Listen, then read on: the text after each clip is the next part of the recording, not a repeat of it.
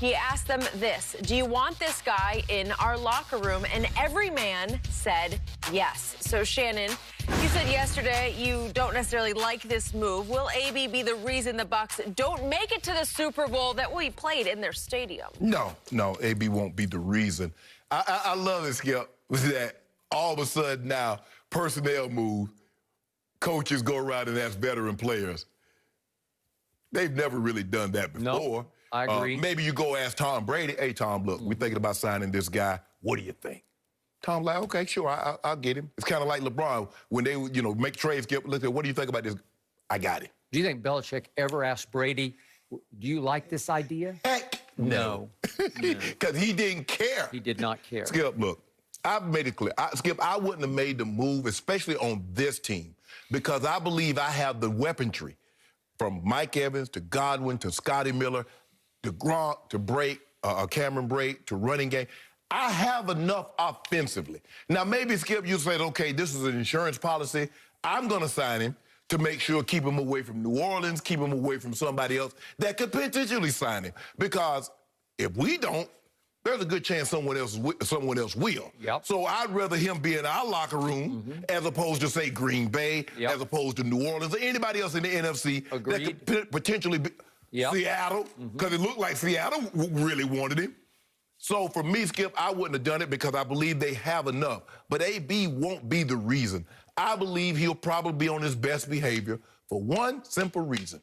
He have the ultimate respect for number 12. And I believe 12 has reciprocated that and have the respect. Whatever he may or may not have done, Tom Brady says, you come to me with a clean slate. You're a blank sheet of paper, and I'm going to accept you from this point on based on what you do moving forward. Not what you've done before you got here, because I've heard the story about how you and Ben clash, how you and Mike Tomlin, how you show up late for meeting, you wouldn't come to practice, yada, yada. I heard all that. But you didn't do that on my watch. And that's what most teams say, Skip. I heard about that, but you come here with a clean slate. And I believe because Brady have that respect for AB has that level of respect for Tom Brady, I believe Brady will be able to say, AB, this is what we need to do. This is what we need from you. And the days of not getting 15 targets and throwing water coolers and saying all kind of things and confronting the receiver, those are over. Because he knows he's on his fourth chance. And I don't believe there'll be another chance after this. Because if you can't play with Tom Brady, because we've never seen a guy behave in the manner that AB has behaved in Pittsburgh or Oakland. I don't believe he'll behave like that, but I wouldn't have done it because I believe I have enough. Now, if you're telling me, well, that hamstring from Godwin might go at any time, that ankle is not going to get any better from Mike Evans, okay, an insurance policy, I get it. But I think they have enough, but I feel very comfortable in saying he ain't going to be the reason they don't get to the Super Bowl. I am surprised by that conclusion because you were adamant yesterday, bad idea. Wrong guy to add to this mix in this Well, the reason why, Skip, because the money that they're paying him, and it's incentive. So basically, it's a week-to-week deal. He's a weekly worker. He's an hourly worker, Skip. And Bruce Arians made it abundantly clear. He misbehaved, he gone. He don't buy into the team, he gone. He said if he don't buy into the team concept, it'll be the shortest contract in NFL history. Basically, that's what he's saying. So he will not get enough, he will not get a long enough opportunity to throw a wrench into this. Okay. By all accounts, this is a very good locker room. And again, as I said, as we open the show, Tom Brady has almost impossibly quickly transformed the culture in Tampa into New England-like culture. By all accounts, it's a very good locker room with good guys. Mike Evans seems like a really good guy to me. Chris Godwin seems like a really good guy to me. Cameron Brate, and we can go on and on. Now, you have guys who have had issues before. Fournette has had some issues. And obviously, if you throw AB into the fire, you're throwing gasoline onto the fire potentially, right? This is the same Tom Brady who said, give me Randy Moss in 2007. He did not have AB kind of baggage, but he did have some baggage. And Tom Brady loved him. Tom Brady just embraced him, and I believe he embraced back the Patriot way. And he started to balk against it after 2 years, And then pretty quickly after a Monday night game at Miami, he was out. You got it. That guy, Randy, was a guy that he had to have respect for the coach, which he had for Denny Green. Yep. He had to have respect for the quarterback, which he had for Culpepper to an extent, and he had for Tom. If they don't have those he also had the great Chris Carter as his big brother. Right. And then Skip, and then for whatever reason, he went to Oakland. He was done. He did not even want to get off the bus in Oakland. I've heard that firsthand from the guy at the top. Right. And they just gave him, what was for a fourth-round pick? Third or fourth-round pick, yeah. They just gave him New England, and the rest is history. Yes. Because 2,000 records fell like snow in Foxborough, right? Correct. Okay, so what does Tom Brady know about Antonio? Well, they signed him on a Monday before the game at Miami. Correct. On Tuesday, that civil suit got filed alleging 3 different instances of sexual assault. So that was a bombshell and could have been a big distraction. So they practiced Wednesday, Thursday, and a little bit on Friday, walked through maybe on Saturday. They had to fly. Right.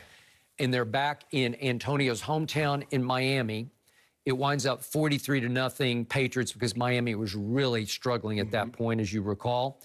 But right away, both Belichick and Brady said, we don't care about the naysayers. We don't care about the negativity. We are going to play Antonio Brown. And in the very first drive, they put him in on the second play of the game and threw him the football. And Tom threw him several passes, but I think we have a riff of the 4 that Antonio caught. You can just see what started happening. This is with 1 week of practice. That they don't know each other at all, and Brady immediately, that's the first throw to Antonio on his first play of the game, the second play for the Patriots. And then here he goes again. This is still on that first drive. He hit him 3 straight times, and this is the 3rd time on the first drive. That was pretty much double covered. And then he hit him with the touchdown pass to seal it. And again, it's a route, and as you know, the rest of the story is there was a group text, and Robert Kraft got involved, and then Antonio ripped Robert Kraft, and he was gone. After 1 week, he was gone. But they clicked and connected so deeply that they stayed in close touch the whole time, Antonio and Tom Brady. That's an unlikely couple, right? Those are strange bedfellows. There's nothing more valuable than the quarterback and wide receiver respecting one another. Yep. And don't tell me my success is just tied to you, because I would never say your success is just tied to me. And for whatever reason, it started to, he and Ben started to book. They became a level of disrespect. And then the gap between the disrespect, it got larger and larger. And so once that happened, AB was not going to acquiesce. And Ben's like, I'm the de facto leader of the team, because the general manager basically said, Ben got Super Bowls, he the dad, y'all the kids, listen up. Once it was that, they be like, I'm out. I'm out. But he never broached that. Tom doesn't strike me as a guy that says, even as accomplished as he is, would ever tell a player, I made you. Your success is tied to me.